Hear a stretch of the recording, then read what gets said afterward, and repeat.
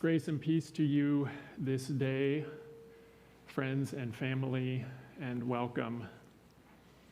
We are gathered this morning in person and virtually to mourn the death of Scott Mayor Peterson and to give thanks for his life. He was beloved husband and father, papa, brother, colleague, friend. We miss his presence. And we gather this morning to remember the ways that Scott touched us and shared with us his life, his wit and humor, his intelligence and his love, and the imprint that he leaves we will carry with us far beyond the confines of this particular space and time. I am Reverend Matthias Peterson Brandt. I serve as pastor at Cherokee Park United Church over in St. Paul, but I also have the pleasure to be nephew to Scott. I would invite you, you probably have something like this in your pocket or in your purse. I would invite you to just take a moment and find the silence setting on that. I would also say a word of thanks to Presbyterian Church of the Way, where we are gathered, those of us who are here in person, Reverend David Parker, and the staff here for the hospitality to host us this morning, offering a space where we can be together as one and support for this service today.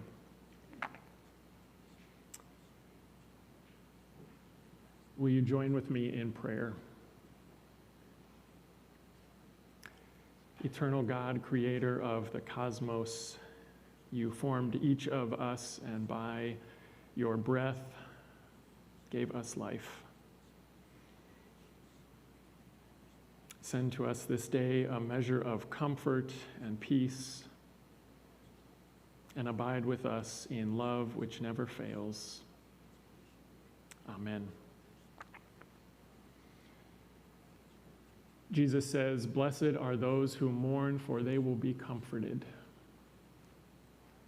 May this service and our gathering be a start to that comfort amid our grief and amid our sadness this day.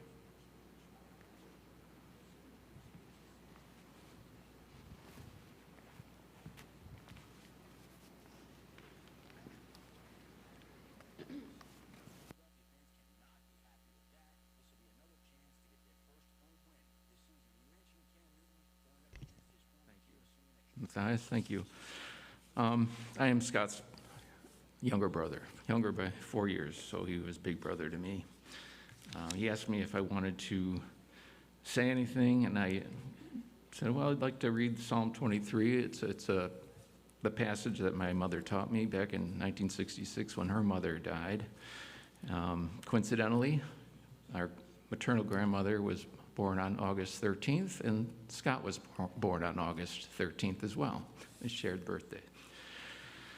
They also said I could share a memory if I wanted to. I hope that wasn't a mistake. Let me take this off. And I kept going back to one story. That was sort of an interesting one for me because it marked a change in my relationship with him. Our parents used to send us off to camp every summer just to get us out of the house 2 weeks at a time. We started when we were 7 years old, and we do it every year, and it got to be fun, and we looked forward to it, and it just got to be part of our routine, and it was just something that we all did. Eventually, though, you outgrew being a camper. You had to decide what you wanted to do next, and the next thing you would do is go into what we called a counselor in training program, CIT. So when I was 15, I started going into that program. Well, coincidentally, Scott was the director of that program. So this was a good and bad thing.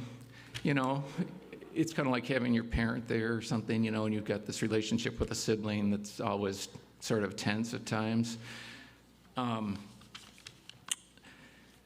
But I did have an opportunity to see a sibling work for 4 weeks in a row. I don't think it's something that most siblings get to see their brother or sister do and see how they perform.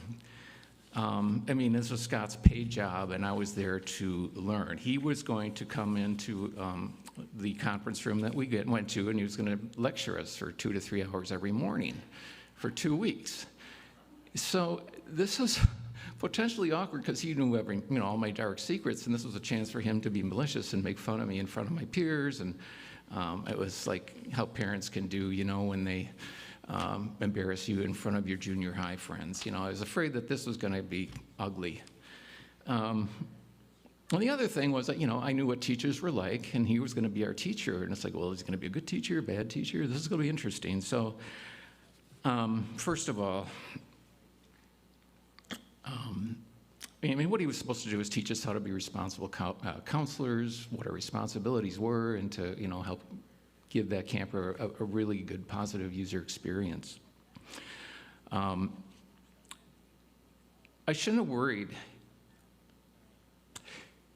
He never said anything that would have embarrassed me. What happened in the family stayed in the family. It's kind of important if you want to build trust with people. This is critical for my building trust with my brother. And the other thing was, it's like, as far as the teaching side of it went, we did not really have much of a chance growing up to practice our oration skills in the house. I mean, our father was not a taciturn man. And so we'd go into this lecture room, and he has sheafs of paper with handwritten notes, and he would talk, and he just so calm. He was professional. He was funny. He was interesting. He was engaging. And I said, where did this guy come from? And it was such a pleasant surprise. And like I said, I thought he's got superhuman powers here. Anyway, he was nailing it. We actually looked forward to those morning meetings. And I looked up to him and had a level of admiration for him that I never knew I could have. Rising above that daily life in the home, and we were always just kind of, get out of my way, you're a pain in the neck type of thing, Respect and admiration is what grew at that time. And after one of our meetings, one of the guys said, now, are you related to Scott? And I said, he's my brother. Yep, Scott's my brother. And I started hoping people would actually ask me if he was my brother. I loved him so much, and I was so proud of him. When I got home from camp, my parents asked me, oh, how was it, And I told them the usual thing. Oh, it was really fun, And Scott, he was great, He's going to do fine in life. He's not going to have any problems. And here I am, 15-year-old, telling my parents, I've got no experience in life. And he's telling them he's got all the necessary tools needed to have a successful career. Okay. But I'm sure they were happy to hear the validation. Well, he was more than a big brother. He was a mentor, a confidant, advisor, a joke sharer, fishing and golfing buddy. Just all around good guy, somebody I could pick up the phone, get his occasional view on world politics. I'm going to be forever grateful for the time we shared. It was a gift, and I will forever mourn the future days that we won't be able to share together, building new memories. And now Psalm 23. The Lord is my shepherd, I shall not want. He makes me lie down in green pastures. He leads me beside still waters. He restores my soul. He leads me in right paths for his name's sake. And even though I walk through the valley of darkness valley, I fear no evil, for you are with me. Your rod and your staff, they comfort me. You prepare a table before me in the presence of my enemies. You anoint my head with oil. My cup overflows. Surely goodness and mercy shall follow me all the days of my life, and I shall dwell in the house of the Lord my whole life long. Here ends the reading.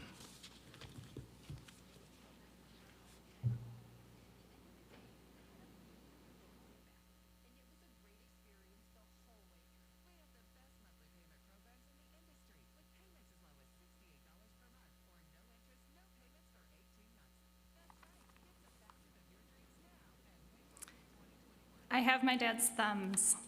I have his nose. I have his quizzical expression. My brother has my dad's hand gestures, his explosive laugh, his commitment to calling a spade a spade. We have Dad's love of music and art and baseball and family and good food and good friends. When Leif and I were kids, we had a neighborhood full of kids and a pond in the backyard. We caught turtles in the summer and ice skated under a floodlight in the winter. Dad coached Leif's baseball team and my Odyssey of the Mind team. We took piano lessons and performed at recitals.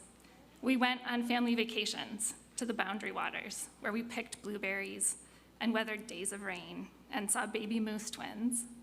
And to New York, where we ate hot dogs from street vendors, stayed with Ivor and Rosa in their penthouse across from the Met, and walked through the great gay pride parade to get to FAO Schwartz.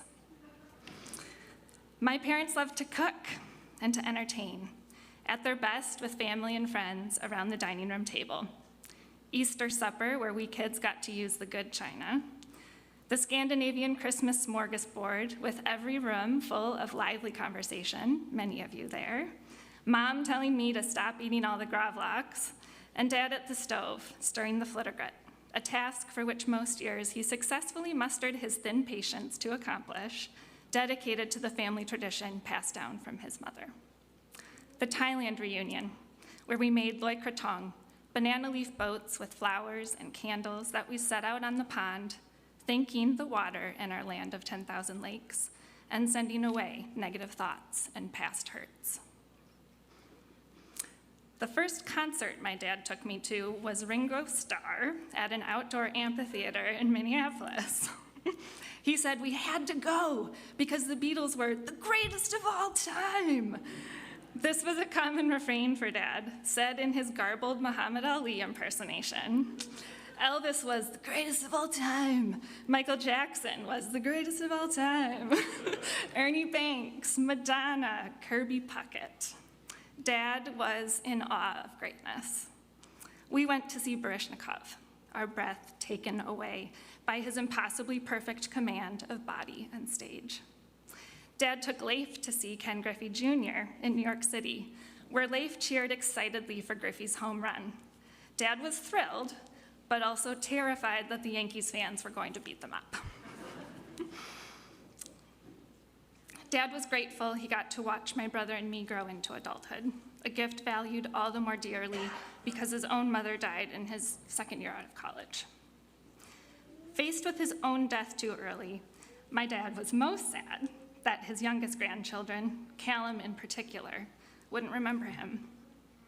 I have never been one for prophesizing, but as my dad was known for his grand predictions, in his honor, I will make one today. His grandchildren will remember him well and fondly. Dad and Vicky became Papa and Tutu when Caroline was born. They spent months preparing for Caroline and Espen's week at the lake each summer. Every detail was planned: meals the kids would eat, crafts for the rainy days, the best fishing hole identified on the best lake. Every night, Espen would ask, "Are we going golfing tomorrow, Papa?" The answer was most often yes. They would get up at 6 a.m., play the back nine, and be home before breakfast. Under Dad's tutelage, Caroline became a confident fisherwoman, unafraid of hooks and minnows. The kids spent hours swimming and horsing around off the dock, stopped every day at 5 p.m. for happy time on the porch with kiddie cocktails carefully crafted by Tutu, and went to sleep each night with their bellies full from the candy buffet specially stocked for evening movie time. Harriet and Callum also enjoyed many visits to Star Lake, listening to the sound of the loons, watching the bald eagle fly overhead, and the fox run across the road. Harriet says that Papa made the best blueberry pancakes. Dad was in awe of his grandchildren's greatness. Espen's ability to hit a golf ball deftly across a pond in a seemingly effortless arc. Caroline's ability to freehand paint a beautiful and flawless butterfly on a rock. Harriet's inquisitiveness and outgoing friendliness, and Callum's natural observance and care. When Leif and his family visited Dad at home for the last time, Callum noticed the extensive bruises on Papa's arms, the result of skin thinned by steroids. Callum gently touched Papa's arm, furrowed his little eyebrows, and said, "Papa hurt." That's right, Callum, Papa hurt. Brain cancer was a brutal blow. There were other hurts too: alcoholism, divorce, depression, estrangements. Dad held to his sobriety for 22 years and worried about taking opioids to ease his death. One of many things hard and necessary to let go of in the end. Now, we are left to watch our own children grow into adulthood. I hope I will get to see Callum's earnest care in adult form, and I know I will see Dad in him, and in Caroline, Espen, and Harriet, in their features and gestures and interests. We will nurture and celebrate their particular forms of greatness and do our best to carry forward the best of past generations. In the Peterson family, when feelings get too big sometimes, we just tell a joke. A deflection, yes, but also a lightening of the spirit, like a deep breath, a way to move pain through the body. Caroline made this one up. What do you call a flower that made a mistake? An oopsie daisy. Here's one Uncle Grant made up. What do you call a confused cow? Beef fuddled. And here's one from me.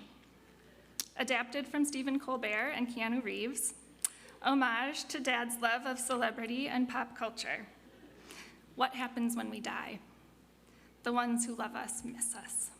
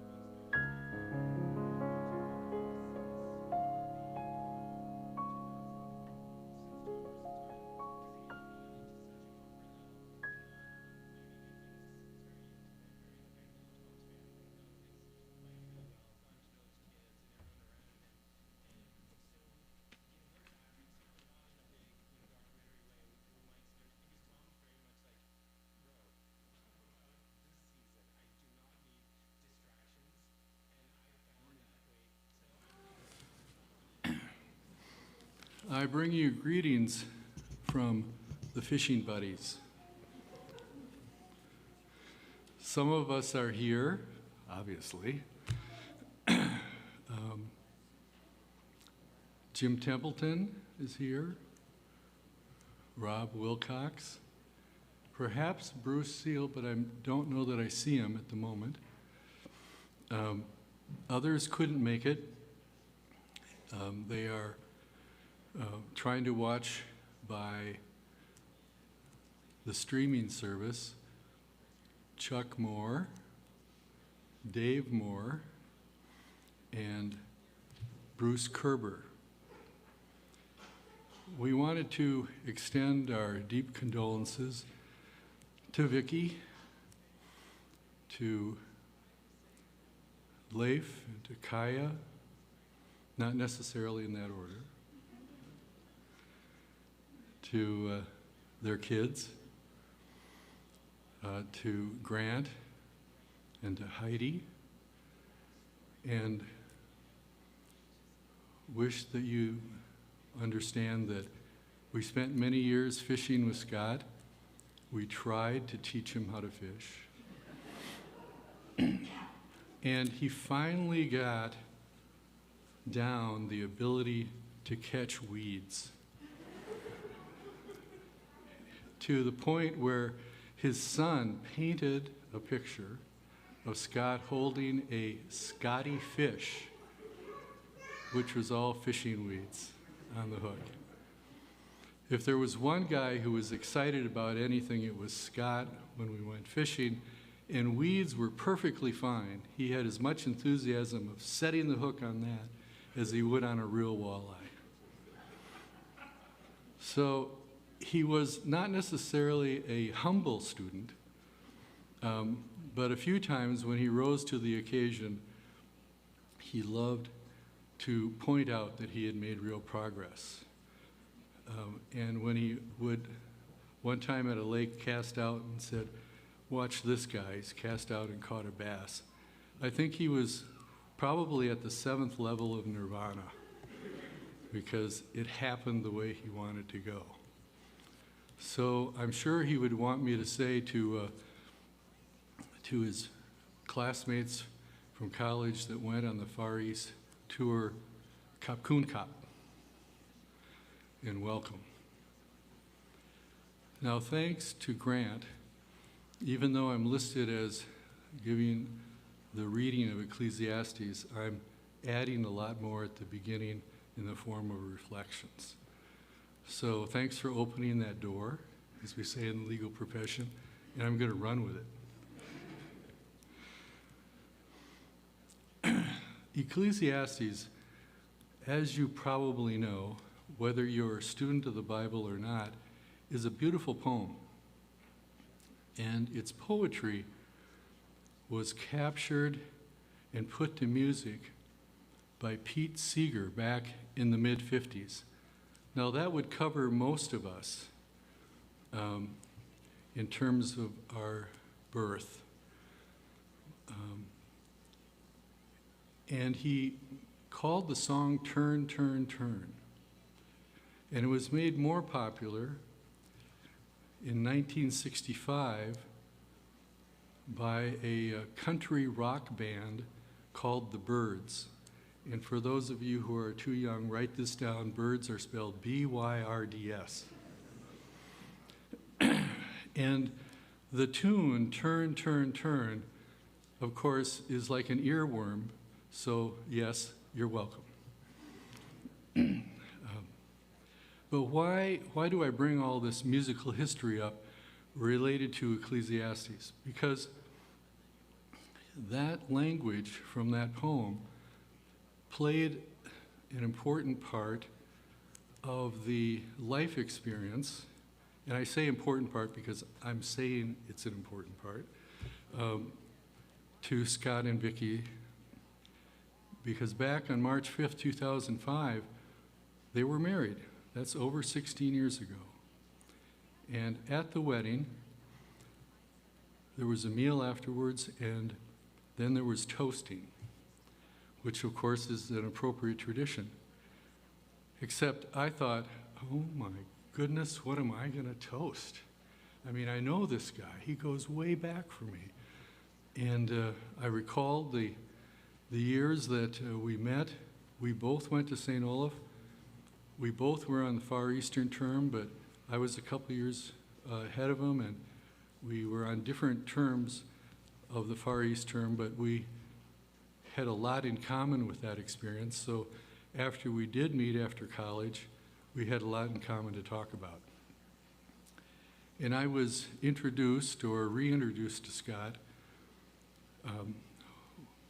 back in the mid-'70s when my spouse, Ann Galloway Eggy, was working at First Bank, I think it became U.S. Bank and whatever else, with another compatriot, Louise Miner, who's here with Rob Wilcox. Interesting interweaving here. It's going to be kind of like a spy novel. And we got to know each other, and our children, Kirsten and Karen, were born at the same time as Kaya and Leif. And so we had children in common, and we did a lot of things together, including going up to the lake. All these things were racing through my mind as the toasting was going on, and I was like, what am I gonna do? So all those visions and all those memories came back to me. And I began to think about those different seasons, those different times of our life. And now the new time of Scott and Vicki's life together with their wedding. So fortunately, serendipity or revelation, there was a guitarist playing music, instrumental music, at the dinner. Beautiful music. And I thought, seasons, turn, turn, turn, the song. And I went to him and said, do you know Turn, Turn, Turn? And he looked at me like, yeah, I know Turn, Turn, Turn. I said, well, when I give a toast, I'll give you a nod, and if you wouldn't mind playing that, that would be great. So when it got to be my turn, I gave him the nod. He played Turn, Turn, Turn in the background, and I drew upon a lot of the words from Ecclesiastes and tied it into the song of change, of seasons of our lives. And Scott and Vicki really enjoyed that because we talked about it later. I don't know if it was because of a lot of wine at the time, not for Scott, but but we seemed to enjoy it. So that stuck with me. So then, fast forward to now, or close to now, back on November 4th, I really wanted to see Scott one more time. So I called Vicki and got her okay to come over to the hospice. And I brought with me my guitar, which I have not played much, but I got some real inspiration to do so. And we sang together, Turn, Turn, Turn. Now, I'm not going to say to you that Scott was mouthing the words, but I could tell he was participating in the song with us. And it was just really a precious time to do that. And we enjoyed it. I also, out of pure obligation to him, had to sing a couple of songs by Elvis Presley. Because after all, you got to pay the king some recognition. And that's where he kind of made some faces, and but I think he meant it in a positive way. In any case, it was a precious time, and it tied together, to me, Ecclesiastes. And I wanted to give you that background because I thought it would be important for you to be able to tie in not only what this says in the bigger sense for each of our lives, but in this particular sense for Scott and Vicki to make it a more worthwhile experience. So, and if some of you in your own mind, now that the earworm is on, have to, keep hearing the term, the phrase turn, turn, turn, go ahead and hum it to yourself and wherever you want to within the text. So Ecclesiastes 3. To everything there is a season and a time to every purpose under heaven. I'm going to repeat that. To everything there is a season and a time to every purpose under heaven. A time to be born, a time to die. A time to plant and a time to pluck up that which is planted. A time to kill and a time to heal. A time to break down and a time to build up. A time to weep and a time to laugh. A time to mourn and a time to dance. A time to cast away stones and a time to gather stones together.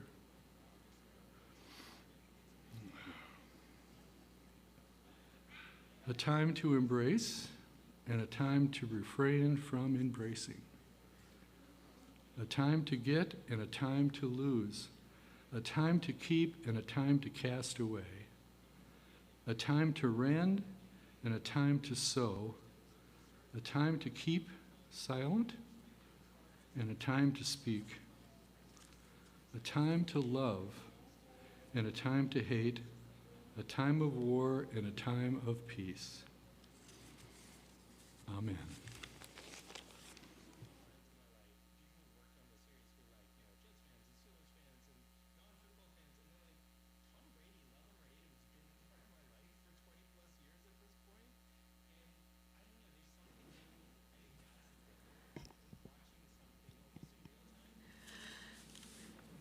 I'm honored that my brother asked me to speak at his memorial service, full knowing he would not have an opportunity to vet my remarks beforehand. Our paternal grandfather was a physician. He would go to St. Anne's Hospital early in the morning where he was head of the medical staff, and he would make his rounds. And then he would swing by our cousin's house or our house to pick up one of the boys, it was a guy thing, to go play 9 holes with him on the public golf course before attending to patients in his medical office. Scott took to golf, and he took to that early morning hour. He liked being the first one on the course, playing the back 9, and if not in the company of Espen, then in the company of groundhogs and fox and deer, watching the shadows on the fairways recede as the sun rose. The sage, Ecclesiastes, observed that for everything there is a season, a time for every purpose. As an adult, Scott did not practice the faith of our childhood, but he held to this solitary spiritual practice of walking the fairways, his time to gather the stones of his thoughts together, his time to keep silent. Scott was the oldest of our sibling trio. We were close in age and we were physically close in the one-bedroom Chicago apartment where our parents gifted us with an appreciation for music and art and books and our own physical capabilities and the natural world. Scott demanded a lot of himself, and he had high expectations of others. He was an eager learner who returned from his first day of kindergarten in tears, disappointed that they had not taught him how to read. But once he did learn to read words, he became endlessly curious about human nature, about history, about how things work. And once he could read music, he memorized piano concertos to qualify for keyboard contests. He liked projects, and he was so resourceful a problem solver that he earned the moniker MacGyver.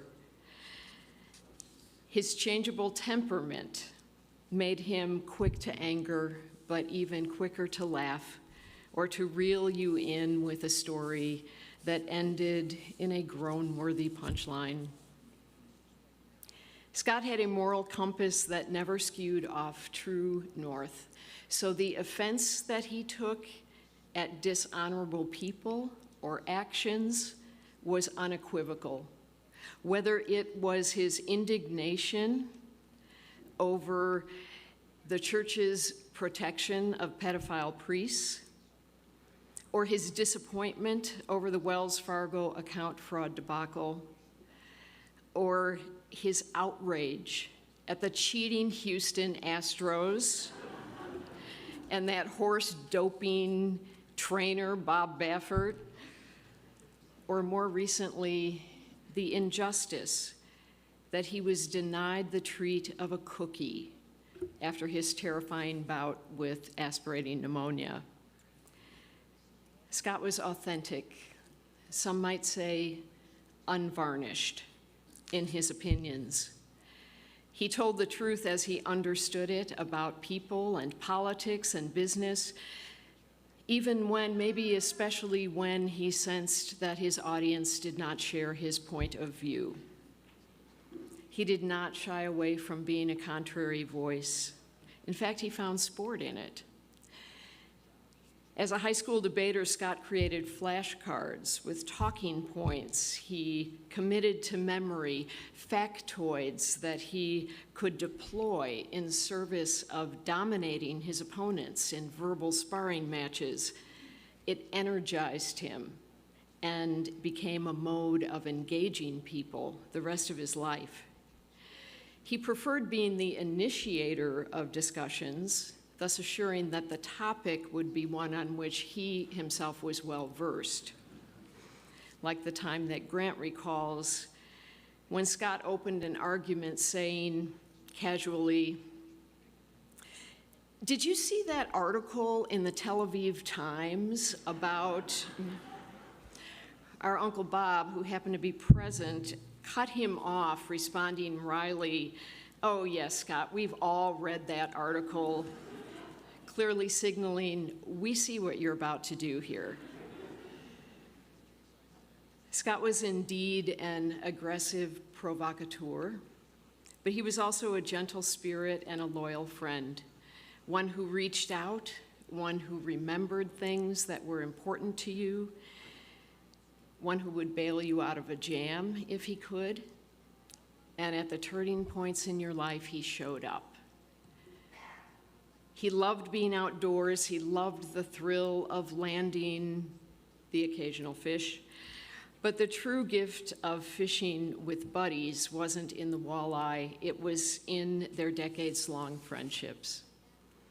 His worldview and life direction were shaped by his St. Olaf term in the Far East and the meaning that he took for himself from seeing the abject poverty of Calcutta set against the incomparable beauty of the Himalayas.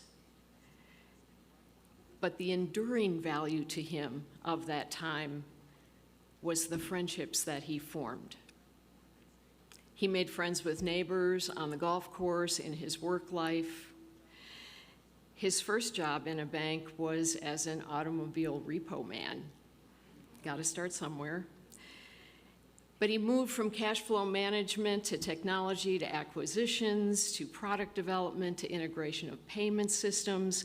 Asked to put together a team, he chose the people from within whom he had observed to be the most skilled, the most highly motivated, people who would not need to be managed.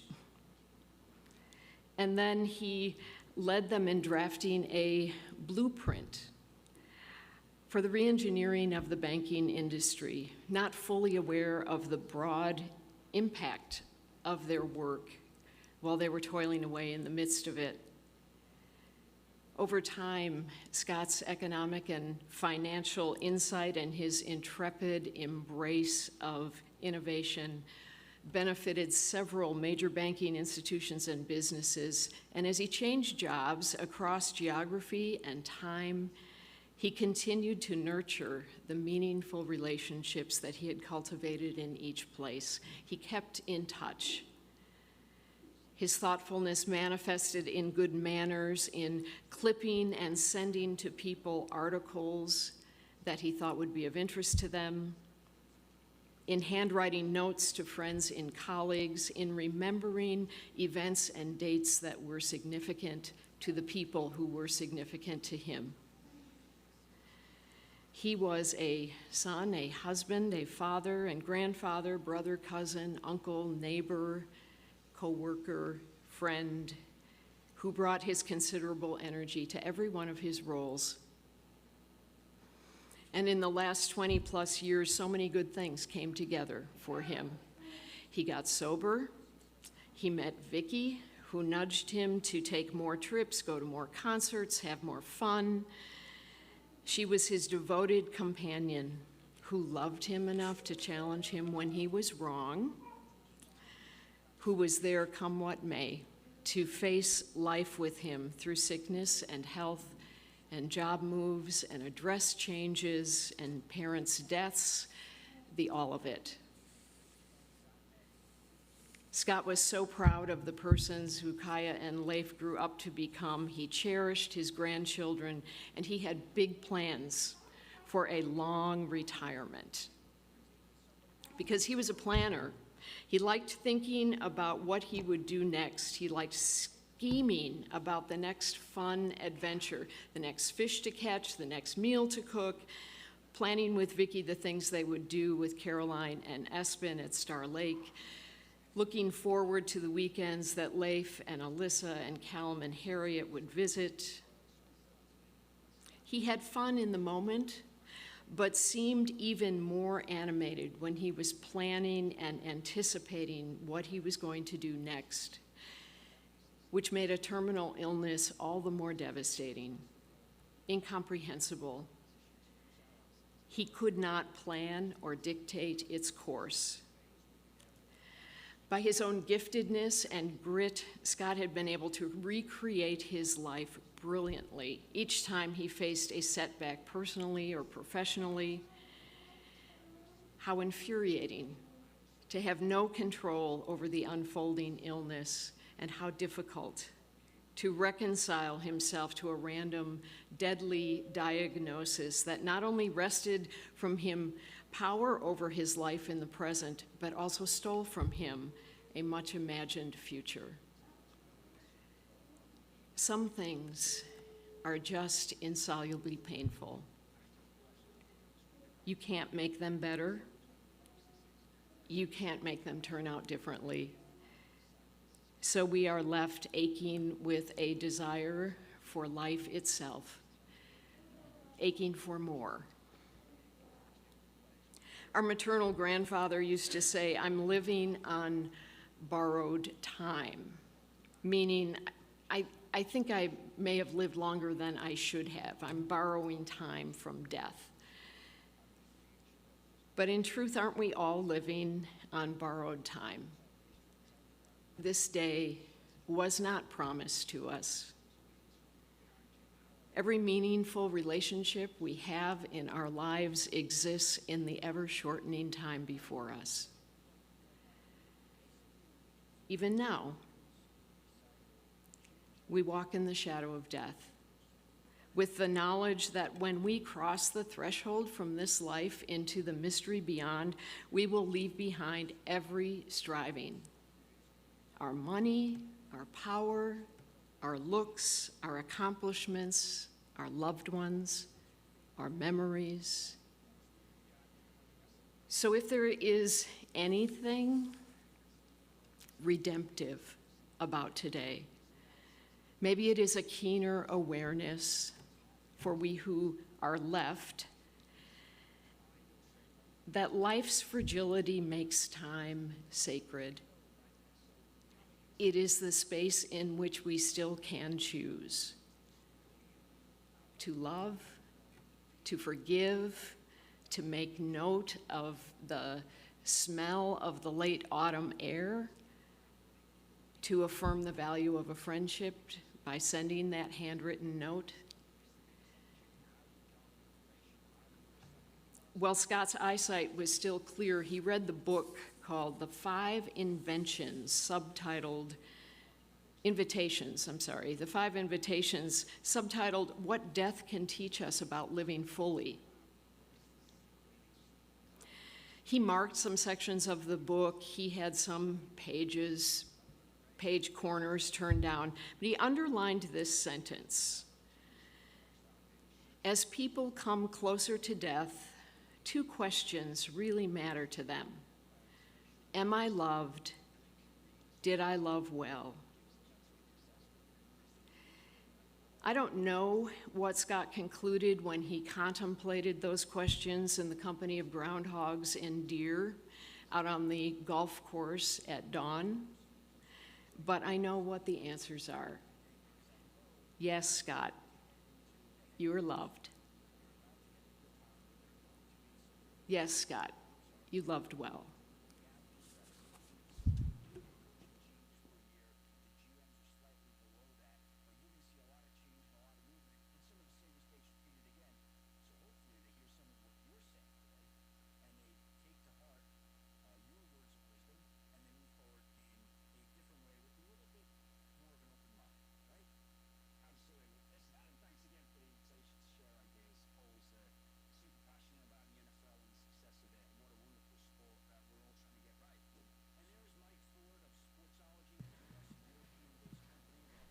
I didn't know Scott, but he had really good taste in music.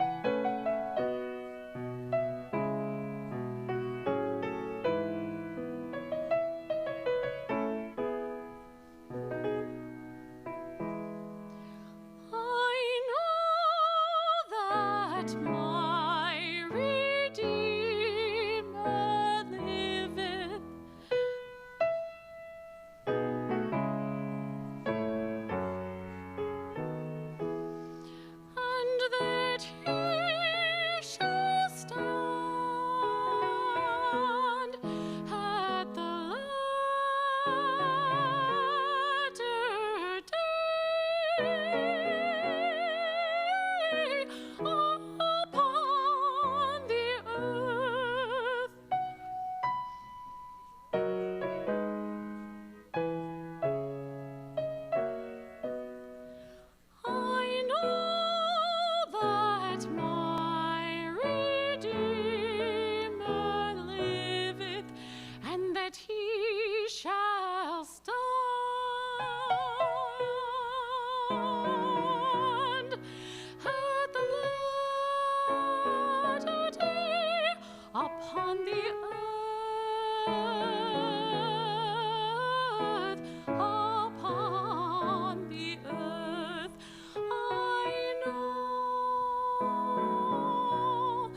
that my Redeemer liveth, and he shall stand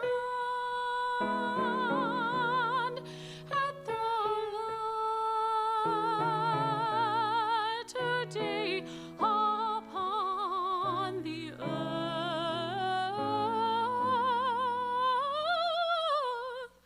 upon the earth.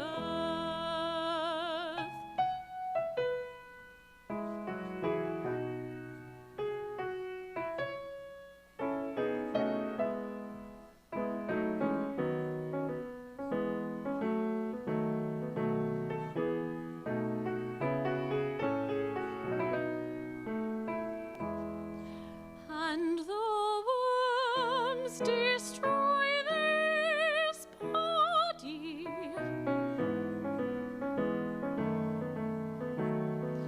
yet in my flesh shall I see God. Yet in my flesh shall I see God.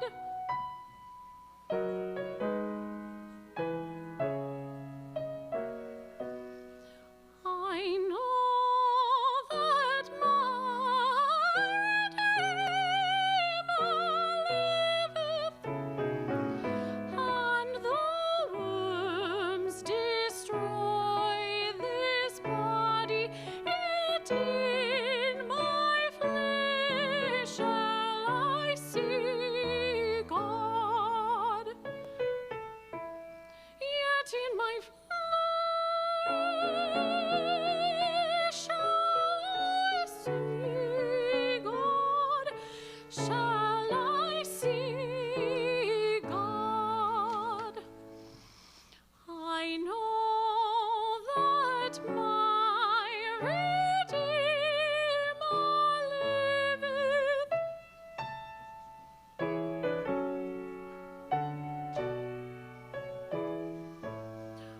for now is Christ risen from the dead, the first fruits of them that sleep, of them that sleep, the first fruits of them that sleep.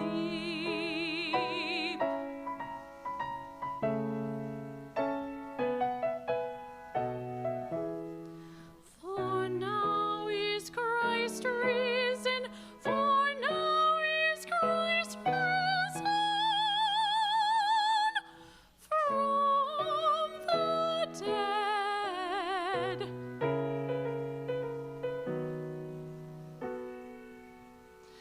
The first fruits of them that sleep.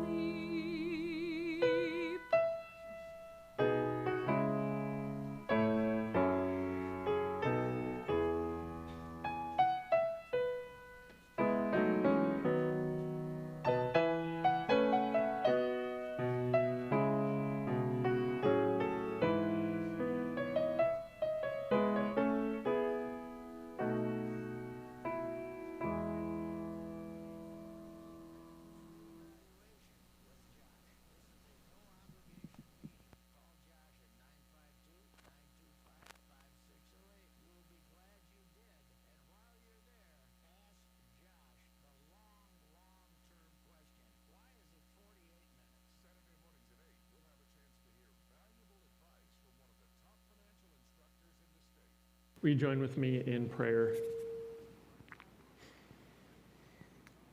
Holy One, generations rise and pass away. For everything there is a season. We give thanks for the people and ways who have revealed to us the sacredness of love. Especially this day, we give thanks for Scott, who now resides eternally in the great mystery beyond this life. We give thanks for the seasons we shared with him, for his humor, his energy, the liveliness he brought into any room he entered, quick with a joke, for his sharp intelligence that was a blessing to many, for his generosity in sharing his time, opening his home, his enthusiasm, for the freedom with which he sought to share and multiply joy, and for the love he gave to family and friends and dear ones. Source of love, for all that was good and kind in Scott, we give thanks. Now for him death is past and pain is ended. May Scott know rest evermore. In your holy names we pray, amen. On behalf of the family, thank you all for your love and support, for your presence here this day and your presence in Scott's life. I would encourage you on your way out to sign the guest book if you have not done so already. And we'll send you with this blessing. May the peace of God, which passes all understanding, keep your hearts and minds. May the Spirit's comfort wrap around you in your grief. And may the fount of love never run dry in your lives. May it go with you and carry you from this place.